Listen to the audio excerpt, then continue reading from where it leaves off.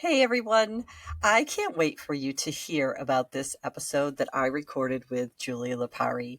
She was a patient of mine in the dental office and was totally consented to being on the podcast. She's writing an incredible book, and the information that she shares in this episode is it's so significant for all that you do in your learning, in your communication with others, and how you kind of show up chairside with your patient, and also how you communicate with your team members.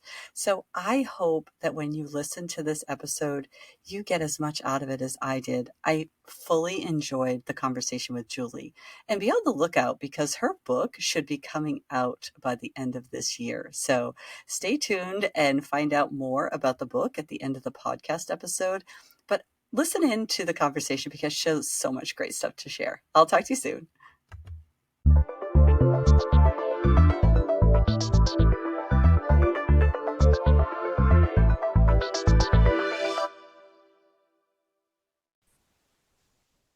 Hey everyone. Welcome to the Happy Flosser podcast. My name is Billy Luntz. I am your host, and I'm here to talk to you about all things dental hygiene to support you in your journey through the dental hygiene program. It's really great to be with you today. And I'm excited to share that today I have a guest on the podcast. Fun fact, she is not a dental hygienist. Just wanted to share that. It's so great to kind of expand our thought process and hear different perspectives from others. So I have Julie with me today, and Julie is going to talk. Well, I'm not going to spoil it. I'm just going to introduce Julie and see how things go. Welcome to the podcast, Julie. Thank you. Thank you, Billy. It's so fun to be here. I will tell you, this is my first official podcast, so I'm just thrilled to have this opportunity to talk with you. Thank you for Yeah, having me. you are so welcome. I want to tell you guys, I met Julie through the process of being a dental hygienist and having the opportunity to meet her and care for her. And I think it was one of the best hours of my day that day, speaking with Julie. Oh, So right back at you. I talked about some of our conversation with a lot of people, like for the next week.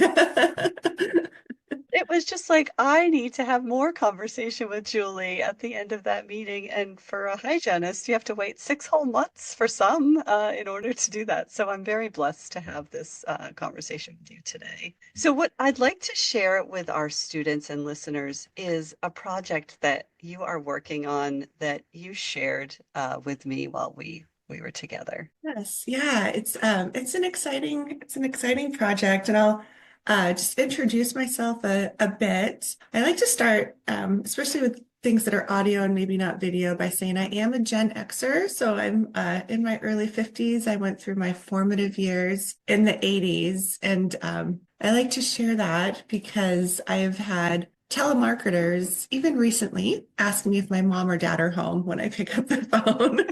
So I think maybe I sound a little bit younger than I am, and that's okay. But I am, I'm a mother of a beautiful daughter, and I have a wonderful partner. And in preparation for today, I was thinking, well, how do I define myself? I'm no longer working for a specific organization. I'm doing consulting work and a lot of writing. But I think a fair way to kind of describe my professional background is that I'm a communication thought leader. And that is something that is personally a passion for me too. I have been thinking about communication and talking about communication, certainly for my entire college career and the work that I've done since school. And I think it's such a passion for me because I was really bad at communication for a really, really long time. With the exception of my family and communicating with my family, I was really shy. I always felt like I was kind of behind the eight ball and trying to catch up in conversations. And so my first couple of years as a college student, when I began taking communication classes, thinking I might be a news anchor, I started learning about the skills involved in communicating. And it was such an aha moment for me because I realized there's a strategy, there are skills. And when you understand the how, it can be a game changer in being able to converse with others comfortably and maintain and build relationships. So all that being said, my first half of my career was teaching communication classes. I loved it so much. I stayed at the college and university level and taught interpersonal communication and business communication, public speaking, nonverbal communication. Back in the day, you could take entire semesters of listening or entire semesters of nonverbal. And then mid-career, I kind of switched gears and I moved from academia to finance of all things, which was a wonderful learning opportunity to move into an industry that you wouldn't think about a communication expert being in finance, but I was able to manage learning and development in HR teams. And the real takeaway there is it doesn't matter what industry you're in, the ability to communicate well is just absolutely critical. It's how work gets done is through the conversations that we have and the relationships that come from the conversations that we have.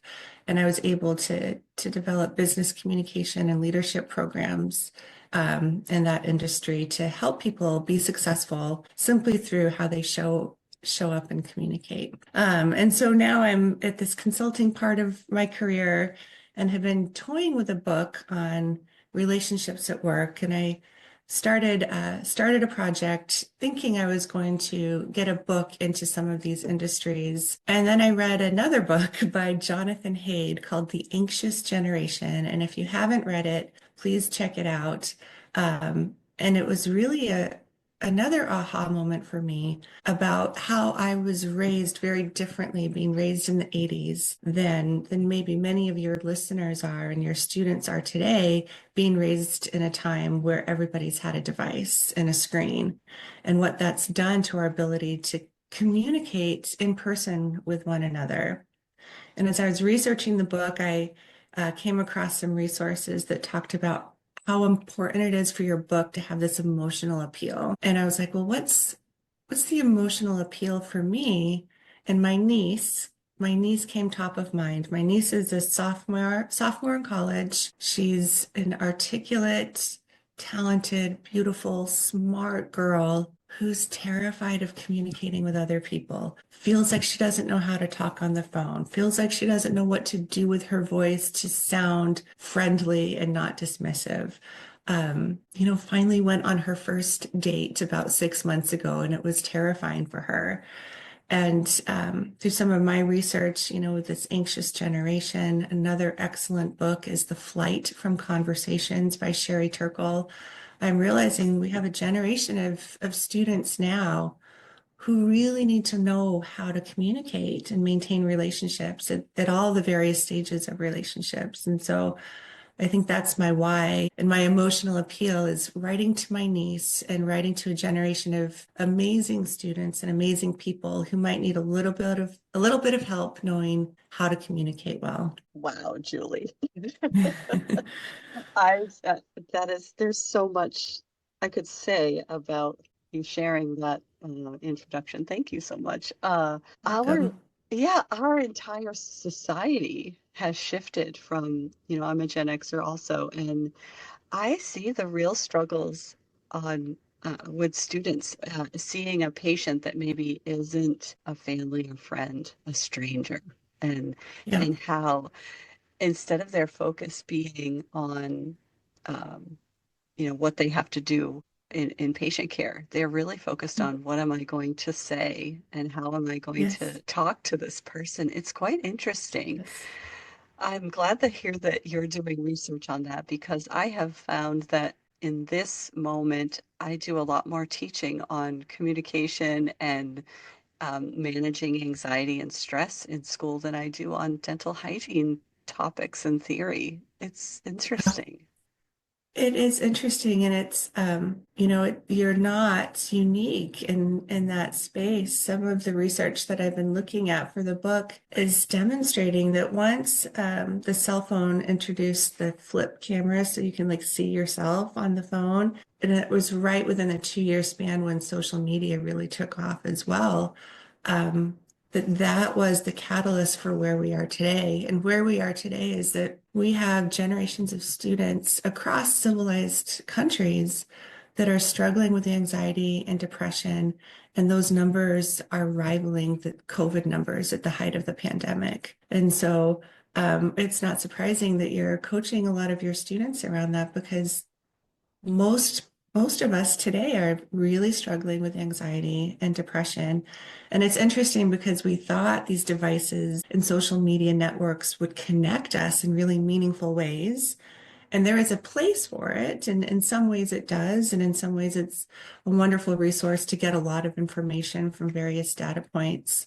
But to the place where it's impeding our ability to be present and attuned with one another in person, um, that's where the anxiety begins. And so, Yeah. in thinking about your students and a new client walks in and it's like, what do I do here? I think one of the first things that could be helpful is to think about, instead of thinking about what can I do or say here, to think about what does this other person, what would they maybe need? And I think it isn't a small thing to have this paradigm shift from, I'm really nervous. What am I going to say to this person? To, I wonder how this person is doing. I wonder what I can glean and learn just by being observant and watching.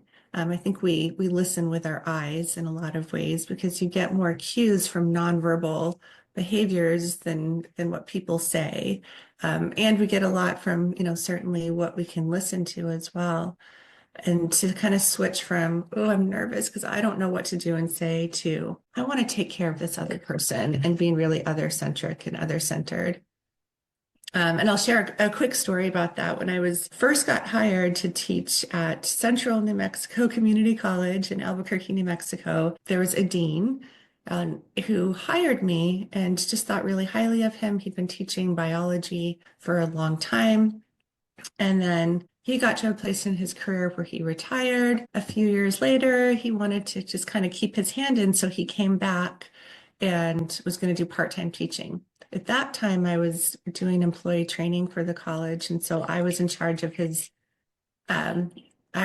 his new hire orientation. And I remember him saying, Julie, I've been in the classroom or in administration my whole career, and I don't know why, but I'm feeling kind of nervous about being in the classroom again. I'm feeling kind of anxious about this. And I was like, well, don't worry so much about that. Just think about making sure your students are successful. Like, don't worry about you being nervous. Just worry about your students really feeling comfortable in that space and your students' experience. And he smiled at me. And I remember, I don't know if it was that semester or, sometime that year, certainly we ran into each other and he was like, oh, yeah, that's it, right? When we stop worrying about ourselves and kind of focus on the other person, it just becomes easier. Yeah. Well, that is to your point on something else you and I have talked about previously. The thing we forget about communication is the listening part, is the most Yeah. important part. Yes, the listening part. And when I think about listening, I think there's maybe a misnomer that listening just means I'm doing this. I've got my ear tuned to that person and I'm hearing what somebody's saying. But there is actually a kind of a distinction between hearing and between listening. And so I like to talk about how hearing is a physiological process. You've got sound waves, zinging into your middle ear, and your eardrum identifies those and your brain interprets them as words. So that's a physiological process. But listening is a pretty involved communication process. And it starts with acknowledgement. And so when I think about your students, the first thing that we want to do is acknowledge the person that we're going to be working with. And we do that through making eye contact. And I know that from coming from a place of being this kind of anxious, shy kid growing up, it can be hard to make eye contact. But when you practice and you try it, it will change the whole tenor of that interaction because the moment you acknowledge someone with a smile and with warm eye contact, you're going to disarm that person and they're going to feel more comfortable and you're going to start at, a really good footing. And acknowledgement comes not just from acknowledging the person, but acknowledging what they're saying as well. And so if somebody shares something or asks a question, being able to say, "Oh, thanks for asking. That's a great question," or what an interesting comment, what a wonderful observation, whatever that is, but being able to acknowledge what somebody says. And then there's other tools around listening where we say asking a sincere question, paraphrasing what we think we heard, perception checking, which is pretty prescriptive, but perception checking is like, oh, when you said this, did you mean this or did you mean this? Like, what is it? So we're asking questions and restating so that we can get to a place of shared understanding. But it's also a way of demonstrating to the person that you care enough that you're trying to really understand them. And so when we're kind of freezing and not knowing what to say, just asking a question, how are you doing? And then using the words that they share to zing off of it. I've even gotten lost in conversations before, but then you hear the last two or three words that someone says and you restate them with a questioning tone and it keeps the conversation going because I think the other unfortunate thing about technology is boy, it's, we're in and out of conversation so much that staying focused and attuned to someone in person can be more challenging today than it used to be. Yeah, that's a valid point. I can see where, even if you're having a conversation with someone and your phone dings or inadvertently goes off, that could be a distraction for both you and the Yes. person speaking to you. Yes. Yeah. Yeah. I think I've heard recently that I'm sorry, what was that? What was that? Is just like a common phrase that's repeated throughout conversations and dinner table meals and things all the time now because we're always distracted and trying Oh, to stay connected. Another thing with, when you're meeting someone for the first time is to also keep it simple and keep it positive and keep it environmental. And so when we're struggling with what to say right away, talking about something that we all have in common is really helpful. And here in New Hampshire, we all know like we can ask about the weather. It's a nice day out, isn't it? Right. And then it's a very easy topic to connect over because we're either having a nice day or we're having a wintry day or the rain or whatever it is. But keeping it positive and keeping it something about the environment that we're all sharing is a really easy way to start those conversations as well. those are helpful tips, Julie, for maybe a student who doesn't know what to say to a patient because I think silence is scarier than it needs to be. Yes, yes. I think that's such a good point. Another skill that is really, really difficult, but is transformative in how we relate to others, is to be comfortable with our own silence as well, and to be comfortable with solitude. Again, I think there's a technology component, but to really kind of think about, well, when was the last time I just spent time alone with my own thoughts and kind of listened to that voice in my heart or my brain? And what did it say? And what do I think about myself today? And what do I think about my week?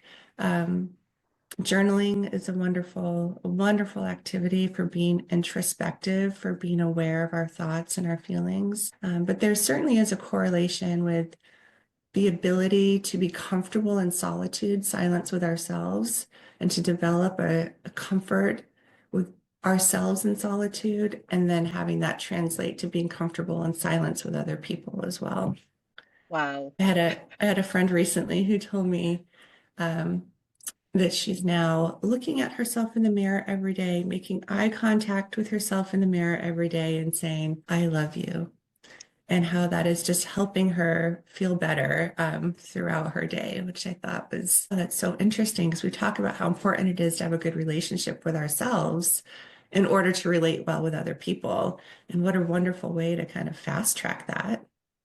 Yeah, that's fantastic. I think a lot of people struggle with that piece. And I actually hadn't Mhm. thought about silence with yourself as a Yeah. component of comfort, having silence with others in conversation. That's really interesting.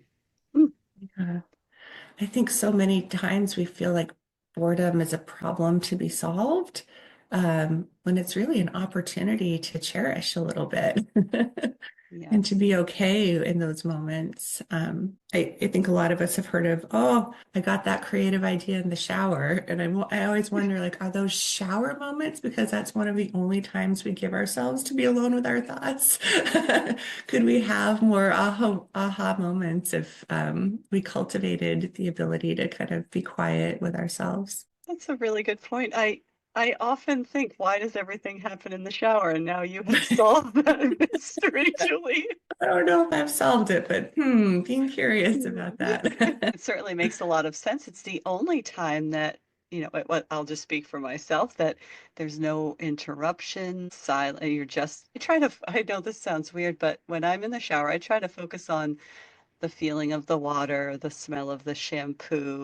I think Yeah. Eckhart Tolle said that's the best place to start your day, by being present. Yes. Yeah, when you say that, I think of mindfulness, right? Yeah, Just really like being cognizant and aware of what's around us, even the smells and the sights and the touch and all of that. yeah. Yeah, And when you absolutely. do that, it does spark your creative, just all these amazing things just come from, I don't know where they come from, but they come in because you've given the space for that to happen. Yes. It's really quite interesting. But imagine how creative we could be if we could channel that process outside of the shower. Right. Yes, have some rules around the boundaries and discipline. I call it digital discipline. But it's not so much about just putting the phone or the device away. It's about creating an environment where we are comfortable and alone in our thoughts. So what I can't wait. I can't wait to see how this project unfolds, because interesting enough that you've already shifted your focus as you've started this project and moved along the Yeah. writing and the research of all of it. So as you have kind of dove into the communication and the anxiety and the change and shift in where we've been, as far as your perspective as a Gen Xer growing up in the 80s and 90s. It is a completely different world. And then seeing how Yeah. that has changed how we communicate with one another's, uh, I can't help but think, what does that do when you reflect back? What would you tell yourself if you were about to graduate and go out into the workforce, knowing all of the things and all of the transformations that have taken place in your life? What would you tell yourself just coming out of school? Oh, that's such a good question. Thank you. So many things.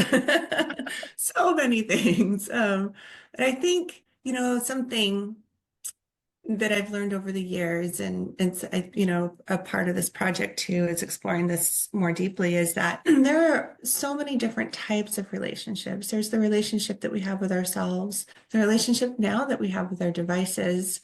Um, and there's casual relationships. We have acquaintanceships, and then we have friendships, and then we have maybe more, professional relationships, academic relationships, deeper relationships with dear, family and friends.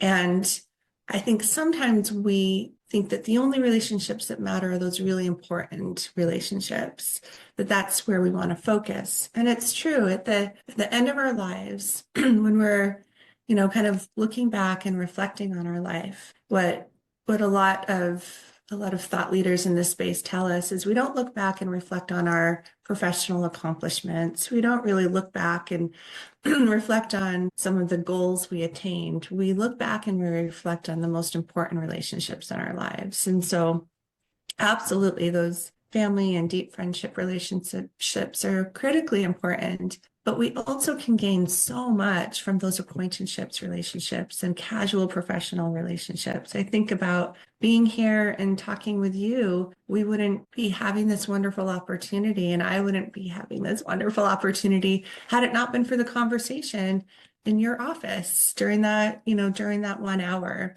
And so, you know, find joy in those exchanges. Find joy in the exchange of checking out at the grocery store and making eye contact with someone and asking how they're doing.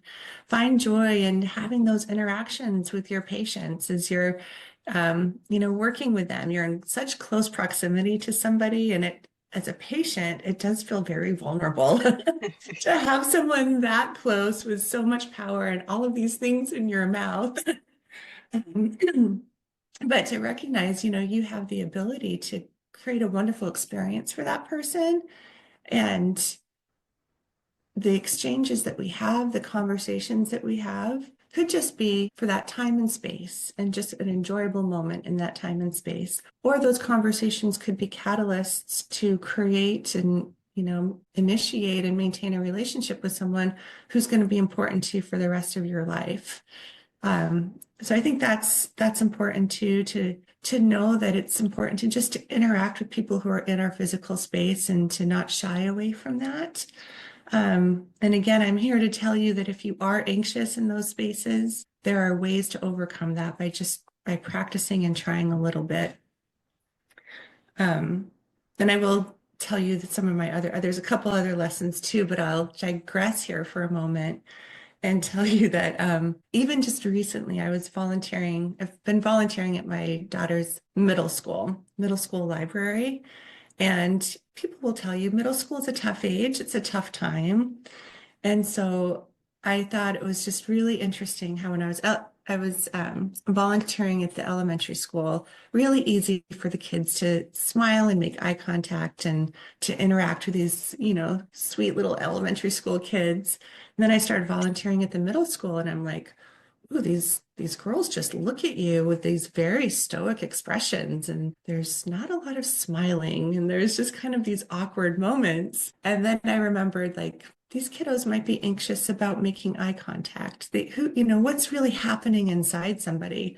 And so I started being brave and just holding eye contact with a smile with these kids who were staring back at me with absolutely zero expression, and just holding it for a beat longer than was maybe comfortable, and watching as the child's face kind of broke into a smile too, and the eye contact became more warm.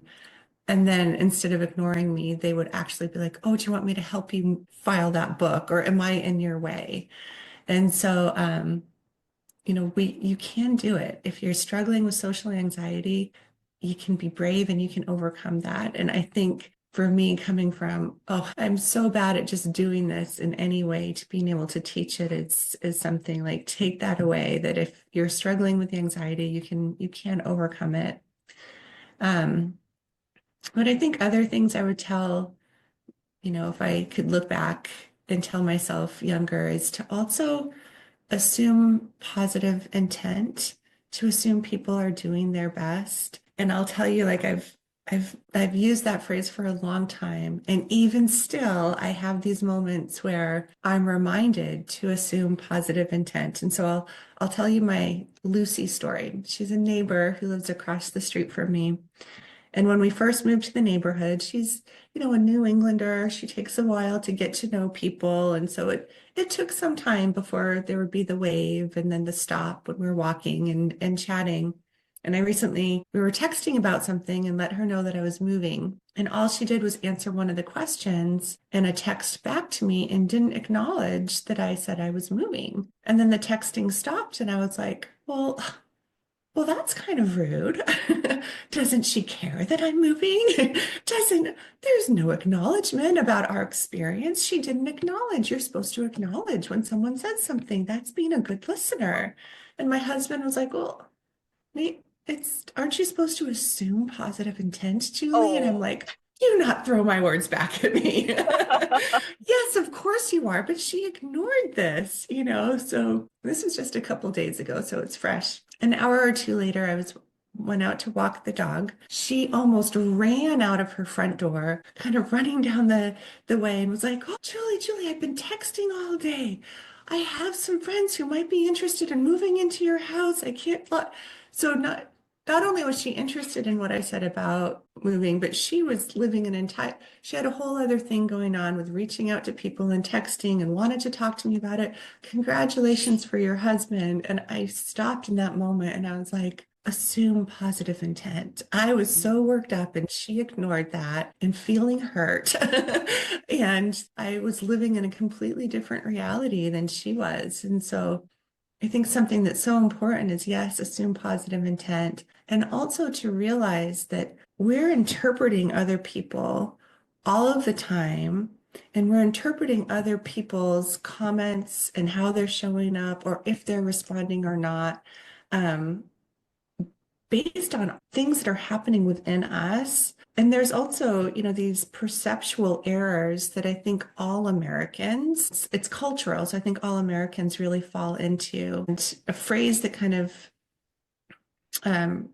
stands out here from a journalism perspective is if it bleeds, it leads. So as journalists, we know if you put, the story of the train crash, out there, that's what people want to know, like the hard stuff, the yucky stuff, the messy stuff. We kind of are attracted to that. And as Americans, we kind of focus on the negative, Mm. especially when it comes to other people. There's this self-serving bias where we're going to give ourselves a break and assume positive intent about ourselves, but maybe more negative intent for other people. And so to try to kind of recognize that, and there's a lot of it, you can go really deep with perception research and you can drill down to, is there any reality? Is there really a shared reality? There's my reality, there's your reality. How do we get to our reality? Right. And there's a lot going on there. In fact, they say people who are pretty judgmental of other people, it says more about us, the person who's judging, than the person who's being judged. Yeah. And that people who are pretty judgmental of others have a kind of a shaky sense of self-worth. Because if we thought highly of other people, it would demonstrate that we have pretty good self-esteem. So there's so much to unravel with perception as well. And the first third of the book is really all about the relationship that we have with ourselves and the relationship that we have with perception and how we filter information based on our gender, the generation we grew up in, our beliefs, our culture, our professional and academic interests, right? All of those things filter the information that we have in our world. And so what I see as reality might be different than somebody else. Yeah. But we're all kind of victim to perceiving others more negatively. And how do we overcome that? Yeah. As you think, so shall you be. Yeah, absolutely. Absolutely. Oh, I love that that's the beginning of the book because you have Yeah. to really dive into that before you can move forward on the rest of it. Right. Yeah. Yeah. So that's the first third of the book. The second section is going to be and this is still in development. So I'm at the last chapter of the second section right now, is all about the skills. And so it's the technical skills of how to listen, how to use language, what are the goals that you have, and how do you manipulate and use words and language to meet those goals. And then the last chapter there is all about nonverbal communication.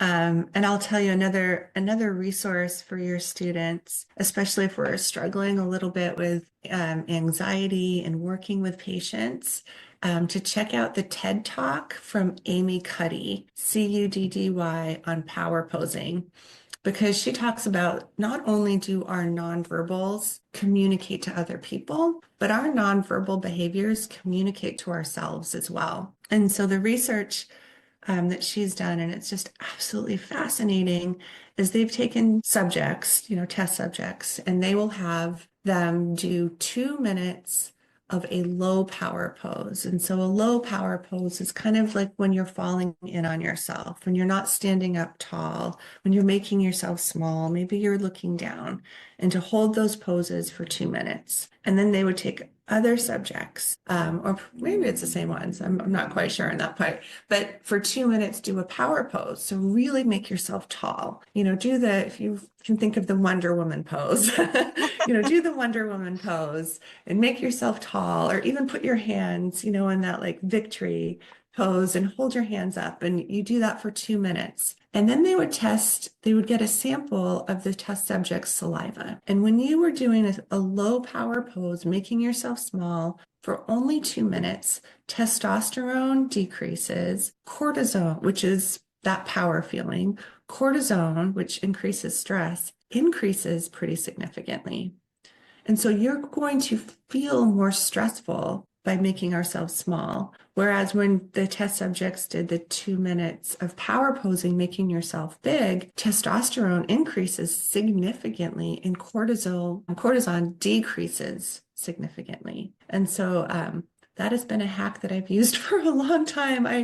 When I was moving into working in credit unions, I remember being in the parking lot. I wish I'd known now that there's like cameras everywhere, but I remember standing in the parking lot before an interview doing the power pose to help myself feel centered. But it's just so interesting that our nonverbals communicate to others, certainly, but they communicate to us as well. And I think, this might be something a lot of folks know, but if you force yourself to smile, and sometimes they say like you can hold a pencil in your mouth, but force yourself to smile, it releases serotonin. And so you do feel happier by engaging in smiling behavior. You force the smile. Yeah, wow. So I need to tell students about this. So I tell them to have a mantra that says, I can do hard things, I am capable, I'm Yes. smart. But now I have to Yes. tell them that they have to do a power pose while they're saying it. I love that. Yes. And Do the I will, power pose. yeah, I will say, fun fact, Julie, it takes more muscles to frown in your face than it takes to smile. So that's also just a nice fun fact Yes. to add. Yeah, and I'll even pull on that thread a little bit more. It's easier to be happy, Mm. right? It just is. It takes a lot of energy to be unhappy or to be angry or to be frustrated.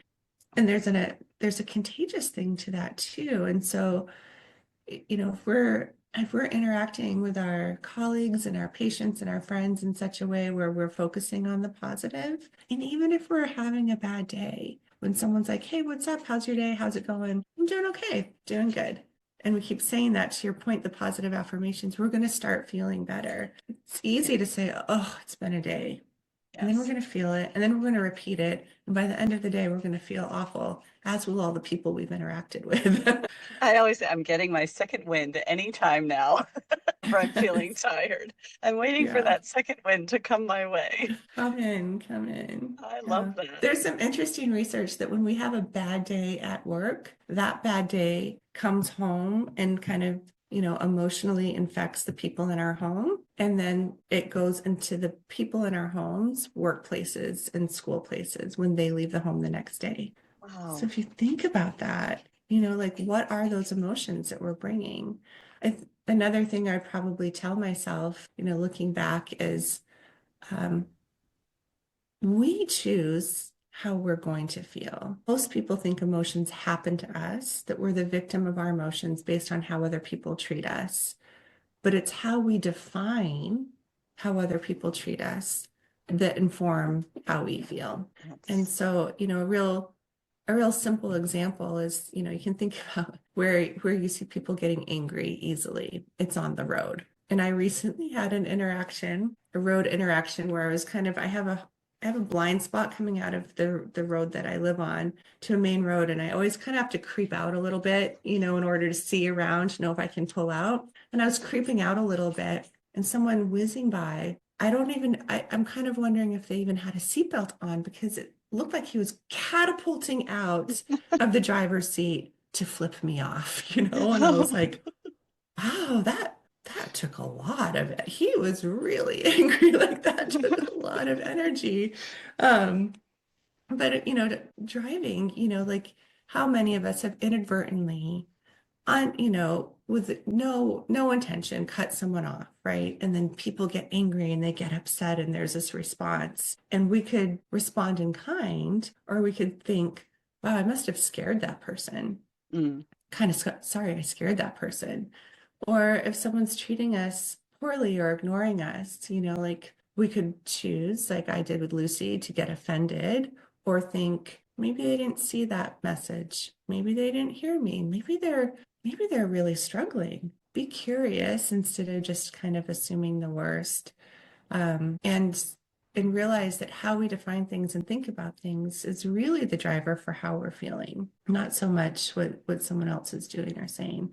It's hard to wrap our minds around, but once we get there, it's a really empowering principle to realize like we can choose how we're going to feel by defining ourselves, what's happening around us. Wow. That is so, It's yeah, that gives you all the power.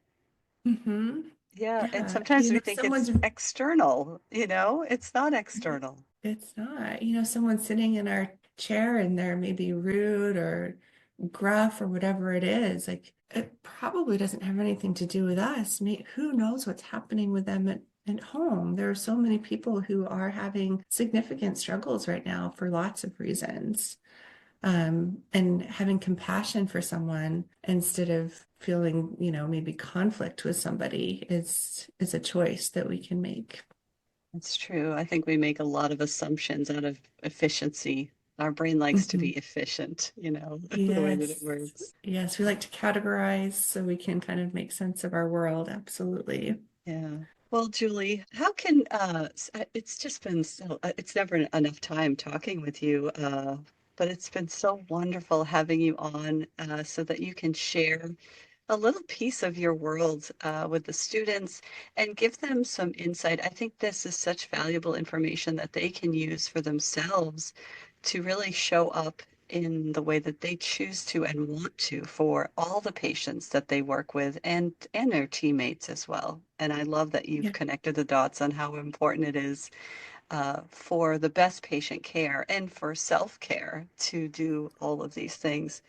How can students connect with you? Oh, yes. I was thinking about that when I was looking at your questions. I don't have a website yet. I am on LinkedIn, but I would say for your students, please reach out and email me directly.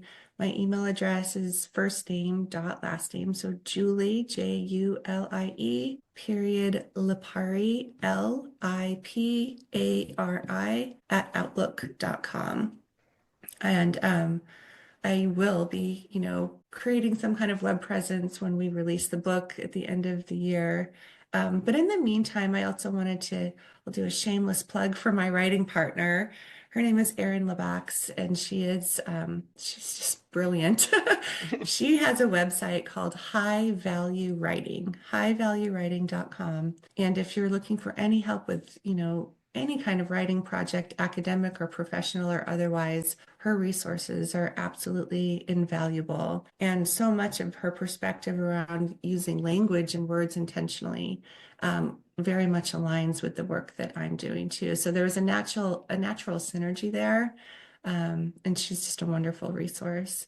When we get to the place, if you email me too and let me know, we're looking for people who want to give us feedback on various titles because we're going to be shopping titles of the book and maybe book cover imaging and things like that. So please reach out. I'd love to hear from you.